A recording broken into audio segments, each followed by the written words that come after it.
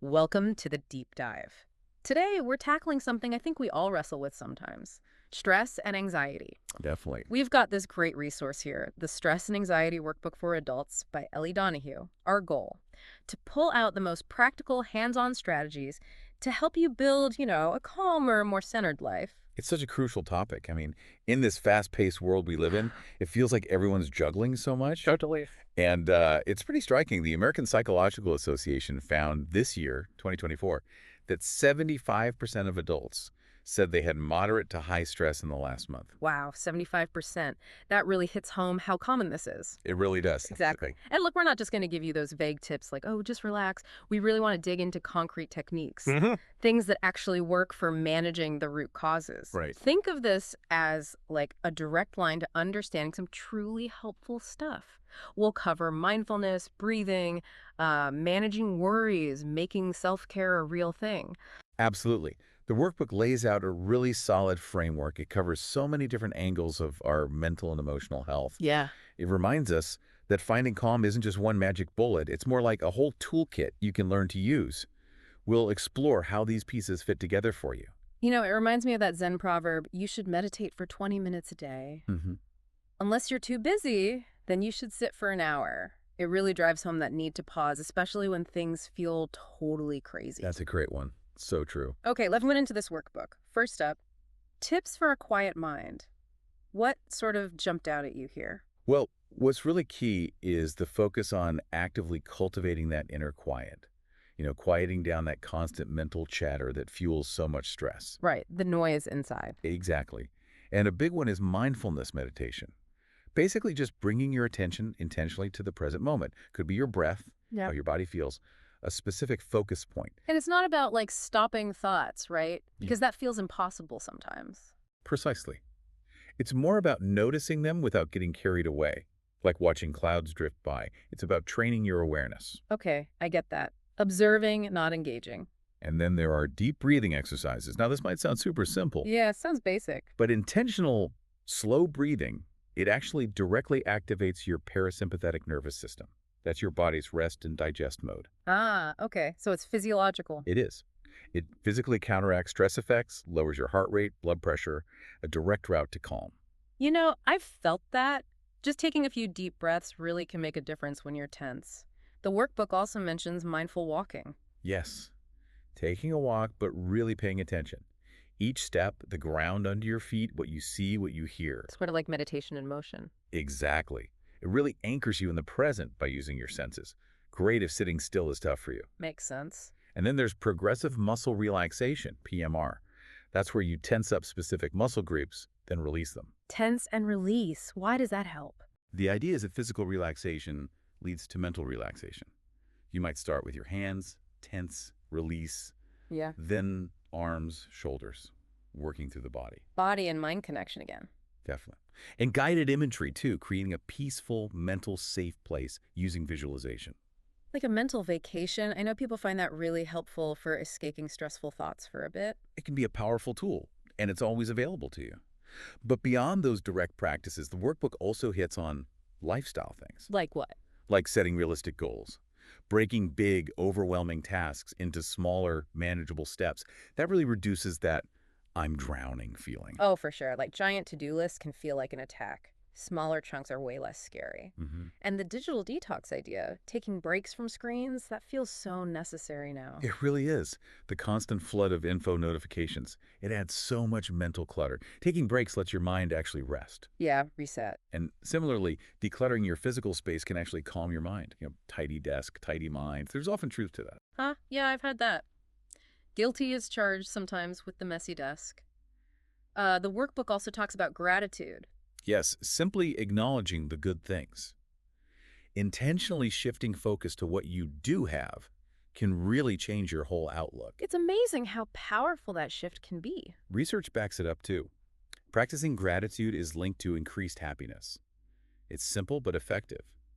And establishing a routine with time built in for calm, that gives a sense of order. Yeah, predictability can be really soothing when everything else feels chaotic, knowing you have that protected time for yourself. Exactly. And limiting multitasking is mentioned, focusing on one thing at a time. Oof. I'm terrible at that, always juggling things. But I know it often leaves me feeling scattered. Yeah, multitasking feels efficient, but it usually just divides your attention and increases mental strain. Single tasking means deeper focus, less overwhelm. Makes sense. Need to work on that one. Journaling is another good one. Writing down thoughts and feelings helps process them, clears out the clutter. Getting it out of your head and onto paper? Ah, Yeah, that can make thoughts feel less powerful. it really can. And gentle movement like yoga or Tai Chi gets a mention combining physical activity with mental focus. Right, movement and mindfulness together. Good for releasing tension. Definitely. And setting boundaries, learning to say no, sometimes to avoid overcommitting. That's key for protecting your mental energy. That's a tough one for so many people, myself included, but crucial to avoid burnout. Absolutely.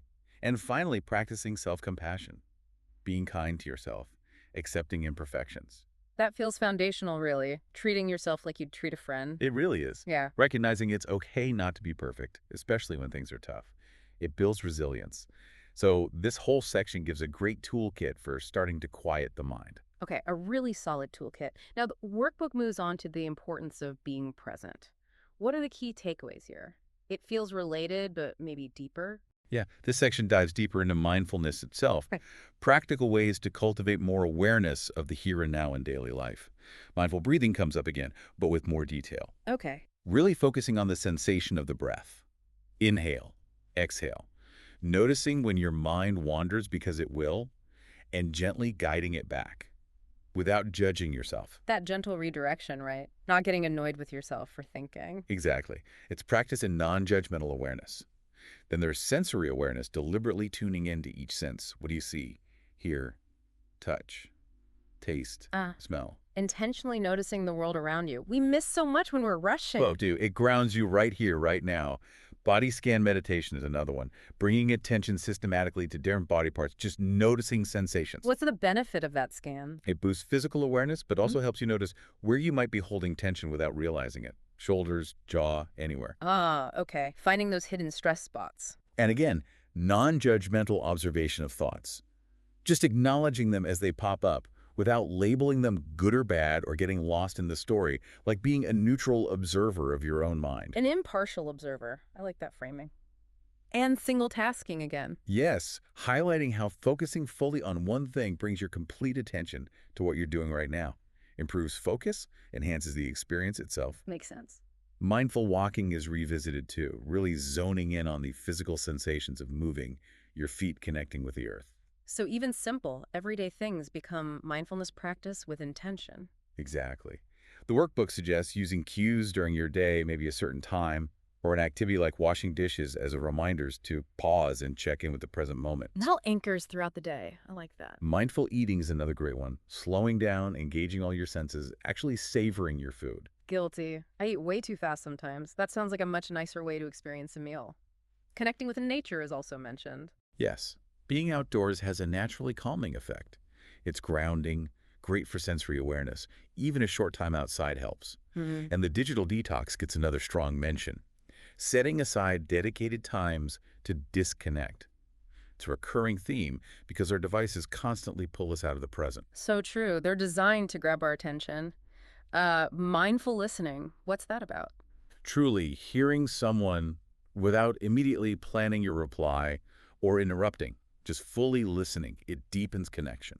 That's a skill that could improve a lot of conversations, I bet. Definitely. Letting go of multitasking is reinforced, again, prioritizing, giving full attention. Yeah. And reflection practice, like journaling, helps process experiences and boost self-awareness. Looking back to learn from the day. And finally, acceptance of the present moment, embracing what is right now without judgment, rather than dwelling on the past or worrying about the future. Acceptance. That sounds like a big one. It's a cornerstone of mindfulness. Not necessarily liking what's happening, but acknowledging its reality without fighting it. This section really fleshes out how to build that being present muscle. Okay, lots of practical ways to be more present. So we've quieted the mind, anchored in the present. Now let's get super practical with breathing techniques. What exercises does the workbook highlight here? Right. This chapter gives you some really powerful, easy-to-use breathing exercises for relaxation, stress reduction, and mindfulness. The foundation is often deep abdominal breathing or diaphragmatic breathing. Belly breathing, right? Exactly. The workbook explains putting one hand on your chest, one on your abdomen, and focusing on your belly rising as you inhale slowly through the nose and falling as you exhale fully. That hand placement is a good physical check to make sure you're doing it right, not breathing shallowly from the chest. It is. Then there's the 4-7-8 breath, the relaxing breath. It's a specific count. Okay, how does that one go? You inhale quietly through your nose for 4 counts. Hold your breath gently for 7 counts. Then exhale completely, audibly, through your mouth for 8 counts. Inhale 4, hold 7, exhale 8. Why that ratio? That longer exhale is designed to really trigger a deep relaxation response. Uh, It stimulates the vagus nerve, which calms the whole system down, counteracts that fight or flight response. the longer exhale is the key signal to relax. I've heard of that one. It's very effective. Then there's box breathing or square breathing, also easy to learn. Box breathing, how does that work? Equal counts. Inhale for 4, hold for 4, exhale for 4, pause for 4, then repeat. Creates a very steady grounding rhythm. Inhale, hold, exhale, pause. All for the same count. I like the symmetry. Sounds balancing. It is very grounding. Alternate nostril breathing or Nadi Shodhana is a bit more involved. Yeah, that one sounds like it needs some coordination. It does take a little practice. You sit comfortably, use your thumb to gently close one nostril, inhale slowly through the other.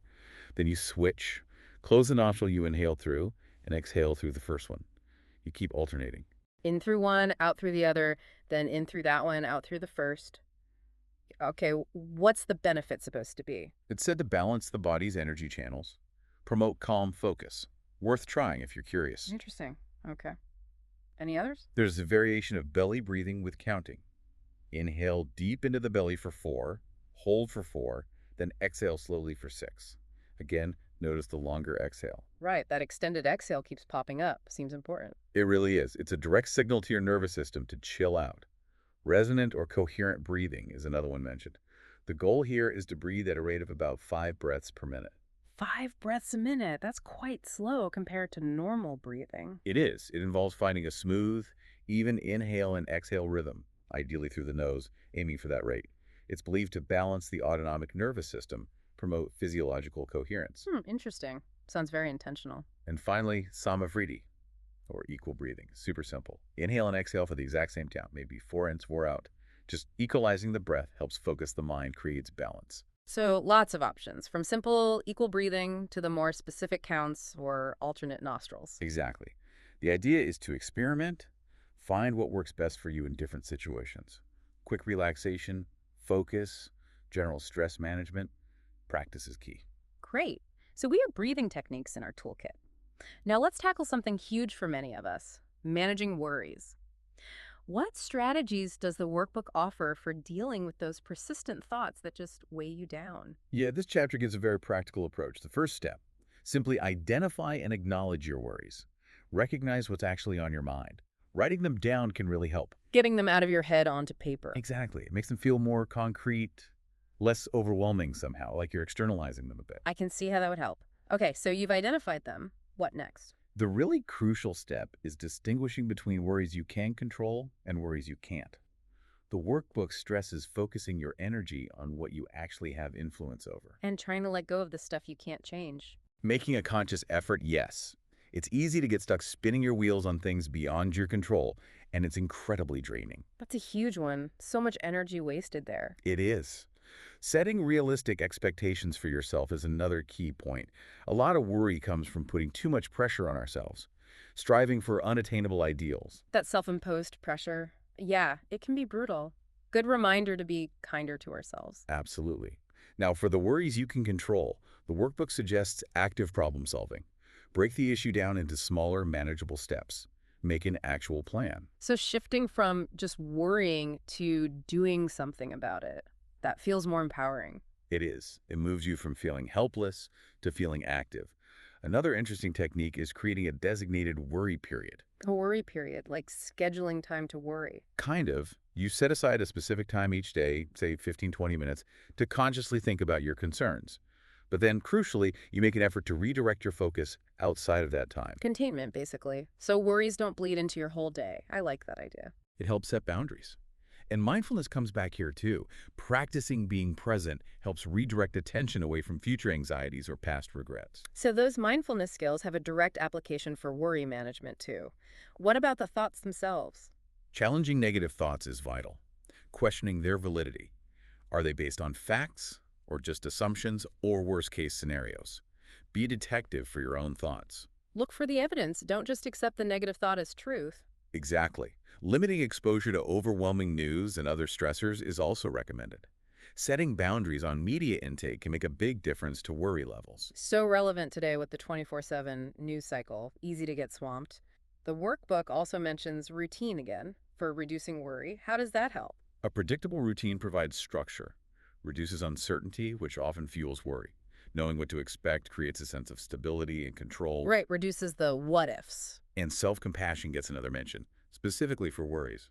Be kind to yourself. Worrying is a normal human thing. That theme of self-kindness really runs through this. What about connecting with others? Staying connected, sharing worries with trusted friends, family, or a therapist provides relief and perspective. Just talking about them can make them feel less intense. Yeah, less isolating.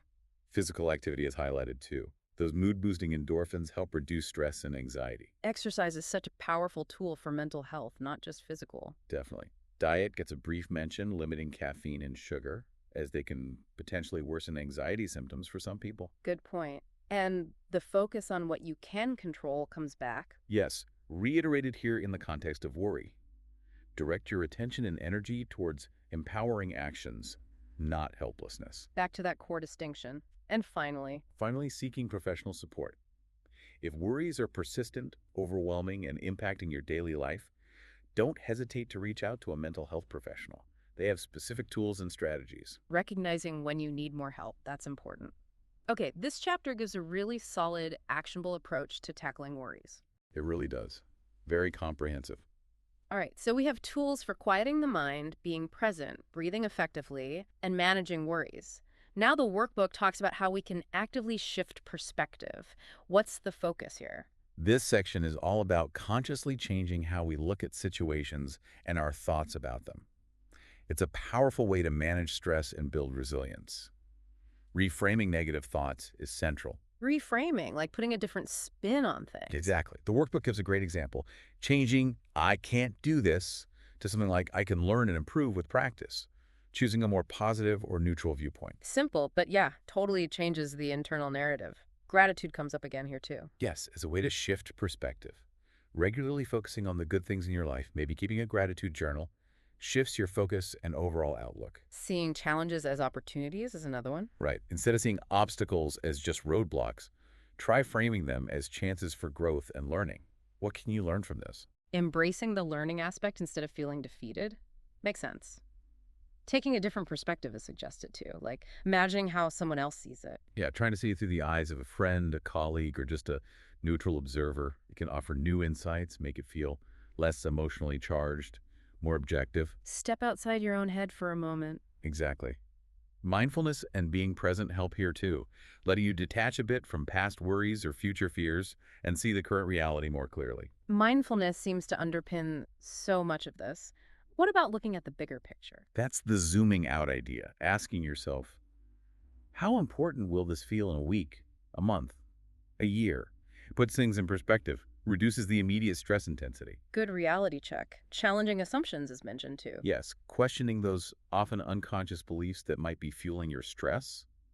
Are they actually true? Could there be other explanations? We run on autopilot with assumptions sometimes. Questioning them could be really eye-opening, and learning from mistakes. Viewing mistakes as opportunities for development, not reasons for self-criticism. They're inevitable, so learn from them. That shift fosters growth and resilience. Cultivating optimism, focusing on potential positive outcomes, not just dwelling on what might go wrong, shifts perspective towards hope. Balancing realistic concerns with a belief in positive possibilities. Embracing change is in here too. Seeing change as natural, maybe even offering new possibilities, rather than just resisting it. Resistance causes stress. Acceptance makes it more manageable. Makes sense. Self-compassion again? Yes, being kind to yourself during difficulties, especially as you try to shift perspective. It's okay if it's hard. Offer yourself the support you'd give a friend. That consistent kindness message. Looking for silver linings. Intentionally finding positive aspects, even in tough situations. Training yourself to look for the good. Finding the upside, however small. Cognitive restructuring gets a brief mention that's a more formal therapy technique for identifying and replacing negative thought patterns with balanced ones. actively changing those unhelpful ingrained thoughts. And humor. Yes. Humor and laughter can lighten the emotional load, offer a different, less serious lens on challenges. It diffuses tension. Sometimes a laugh is the best medicine. Seeking feedback is the last one. Getting external viewpoints from trusted people can challenge your own perspective in a helpful way. This whole chapter really highlights how much power we have to shape our perception and our reactions. Incredibly insightful. Okay, now the workbook gets really hands-on with the 90-day self-care challenge, a habit tracker, and journal prompts. How do these tools help make all this stick? All right, these sections are all about putting everything into practice and building sustainable habits for well-being. The 90-day self-care challenge encourages you to consistently do things that support your mental and emotional health over 3 months. There are printable calendars mentioned, which can be great visual aids. 90 days feels like a solid time frame to really embed new habits. What about the habit tracker? How does that work best? It's a structured way to monitor your progress. You list the habits you want to track, then mark off each day you do them. At the end of the month, you review, celebrate successes, see where you might need more focus. Makes your progress visible, keeps you accountable gently. Exactly. The workbook gives tips. Start small, aim for consistency, use visual cues, set realistic goals, be patient, track honestly, and adjust as needed. It even gives examples like exercise, read, hydration, meditation, gratitude, journaling, limiting screen time. All great examples of self-care habits. And the journal prompts. These are designed to spur introspection and growth. There's a huge range of prompts covering themes like self-discovery, gratitude, mindfulness, goals, emotions, relationships, creativity, daily reflection, nature, identity, change, health, even media and technology. Wow, that's comprehensive. Can you give an example or two? Sure, from self-discovery. What are 3 things you genuinely love most about yourself and why? Really makes you think positively about yourself. I like that. And from gratitude. Write about 3 specific things you're grateful for today. Simple, but powerful. Those are great. They really guide your reflection. So these tools, the challenge, the tracker, the prompts, they're designed to help you integrate everything we've talked about into daily life. Exactly. They provide structure for consistent practice and ongoing reflection, which are absolutely essential for lasting positive change. Well, this has been a really insightful, incredibly helpful deep dive into the Stress and Anxiety Workbook for Adults. To wrap things up, what are the absolute key takeaways for our listeners? I think the main thing is that the workbook offers this really rich toolkit of practical strategies. Remember, these are tools to help you adapt to life's challenges, not eliminate stress entirely. That's probably unrealistic. Right, tools for navigating, not eliminating. And the absolute key takeaway, consistency. Regularly applying these techniques, even in small ways, consistently, that's what leads to significant, lasting, positive change in your well-being. So it's not about perfection, but consistent effort, making these practices part of your routine. Precisely. And the workbook encourages setting aside dedicated time for self-care, reviewing your progress, exploring what resonates with you, and crucially, being kind and compassionate with yourself through it all. Hmm. And don't forget to celebrate your successes along the way, no matter how small they seem. That's so important, acknowledging the wins. Okay, so as we close, here's a final thought for you, the listener. What's just one small, consistent action you'll commit to starting today? One thing to begin cultivating more calm, a more centered life. It doesn't have to be huge, just one step. Thanks so much for joining us for this deep dive.